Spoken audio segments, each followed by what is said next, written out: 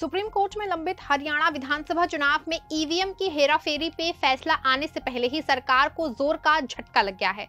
नायब सिंह सैनी की सरकार पे एक बड़ा संकट खड़ा हो गया है। ये संकट ईवीएम के फैसले से भी ज्यादा गंभीर है। जी हाँ, सही सुना आपने, नायब सिंह सैनी की सरकार पे बड़ा संकट खड़ा है। ये संकट इतना बड़ा है कि सरकार भी धड़ाम हो सकती है।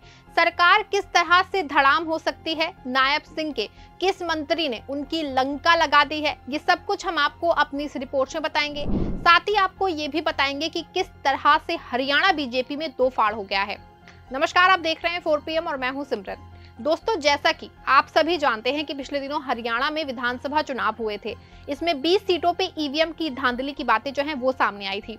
चुनाव आयोग ने इसको धांधली नहीं माना था। इसके बाद एक और हरियाणा में नायब सिंह सैनी के नेतृत्व में सरकार बन गई थी। दूसरी तरफ ये मामला सुप्रीम कोर्ट पहुंच गया था।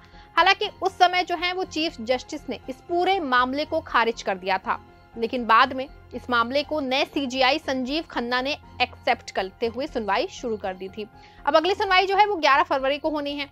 माना जा रहा है कि इस ईवीएम मामले में कोई बड़ा फैसला सुप्रीम कोर्ट ले सकता है, जिससे बीजेपी की सरकार गिर सकती है।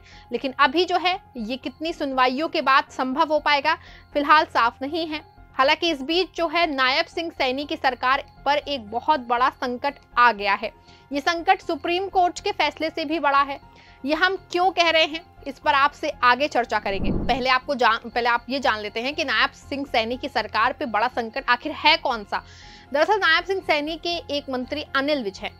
वो ना सिर्फ सैनी पर बल्कि पूरी भाजपा पे बुरी तरह से भड़क उठे हैं। उन्होंने ना सिर्फ शासन की बैठकों में जाने से इनकार कर दिया है, बल्कि पार्टी को खुली चुनौती भी दे डाली है। दरअसल ये पूरा मामला अनिल विज की अपनी विधानसभा अंबाला कैंट के सदर थाने से जुड़ा हुआ है। दरअसल अनिल विज की विधानसभा की एक महिला एक शिकायती प्रार्थना पत्र लेकर सदर थाने पहुंची थी, लेकिन उनका एफआईआर नहीं दर्ज किया गया था। दरअसल अनिल विज ने पहले महिला की शिकायत का स्टेटस लिया, फिर एसएचओ से पूछा कि शिकायत कैसे नहीं दर्ज हुई है। तू हर चीज में अपनी करता है, तू होता कौन है? पहले एफआईआर दर्ज करो, तेरे अफसर को भी देख लेंगे।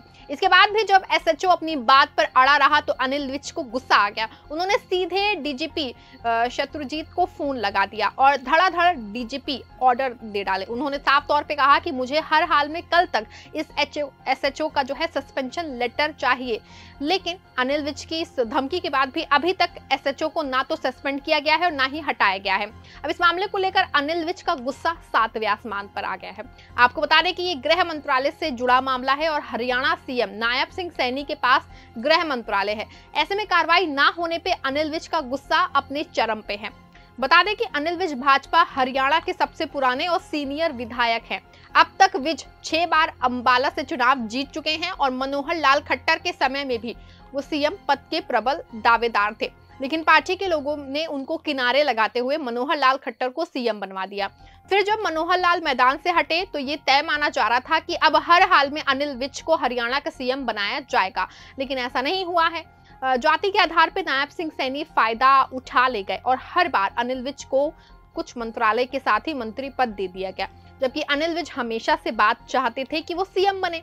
कई बार तो उन्होंने खुद ही सीएम बनने का ऐलान किया था, लेकिन उनकी ये मंशा अभी तक पूरी नहीं हो पाई है। हालांकि अब एसएचओ मामले के बाद उनके तेवर काफी सख्त हैं।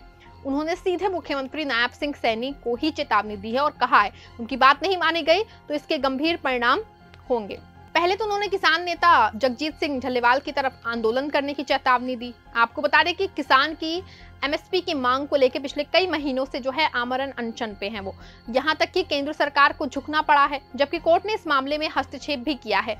बता दें कि अनिल विज ने इसकी चेतावनी दी है कि उनकी बात डीजीपी की ओर से ना माने जाने की पर उनकी छवि लोगों के बीच में धूमिल हुई है। इसकी वजह से वो ग्रीवेंस कमेटी की बैठक में शामिल नहीं होंगे। अनिल विज का मानना यह है कि जब उनकी बातों को कोई मानने वाला नहीं है तो ग्रीवेंस कमेटी की बैठक में जाने से कोई क्या ही फायदा है। आप भी सुन लीजिए अनिल विज ने क्या कुछ कहा है। मैंने अंबाला का भी मैं सोमवार को जनता दरबार लगाता था, मैंने बंद कर दिया और ग्रीवेंस कमेटीज में भी शायद मैं नहीं जाया करूँगा, क्योंकि हमारे देशों की पालना नहीं होती, अधिकारी हमारे काम नहीं कर रहे। बाकी हरियाणा का तो मैंने कुछ नहीं लेना, लेकिन अम्बाला छावनी की जनता ने मुझे 7 बार विधायक बनाया है। इनके कामों के लिए अगर मुझे आंदोलन करना पड़ेगा मैं आंदोलन भी करूंगा, और अगर डल्ले वाले की तरह मुझे अमरण अनशन रखना पड़ा मैं वो भी रखूंगा। आपको बता दें कि अनिल विज हरियाणा और बीजेपी की राजनीति में बड़ी पकड़ रखते हैं। विधानसभा चुनाव में भी वो अपने कई लोगों को विधायकी का टिकट दिला चुके हैं। माना जाता है कि अगर अनिल विज की बातों को नहीं माना गया तो वो बड़ा फैसला ले सकते हैं। ऐसे में जिस तरह से अनिल विज आग बबूला हैं और विद्रोह पर आमादा हैं, उससे तो साफ है कि पाछे के अंदर खाने में 2 फाड़ हो चुका है। अगर ये सब कुछ ऐसे ही चलता रहता है तो ये भी तय माना जा रहा है कि सुप्रीम कोर्ट के ईवीएम के फैसले से पहले ही हरियाणा में कोई बहुत बड़ा खेल जो है वो हो सकता है। इस मामले पर आपका क्या मानना है कि अनिल विज के साथ क्या नायब सिंह सैनी के सामान्य होंगे? अगर नहीं होंगे तो क्या हरियाणा सरकार में बड़ा उलटफेर देखने को मिलेगा या फिर नहीं होगा? आपको जो भी लगता है हमें कमेंट जरूर बताएं। इस वीडियो को लाइक करें, शेयर करें, चैनल को सब्सक्राइब करें। धन्यवाद।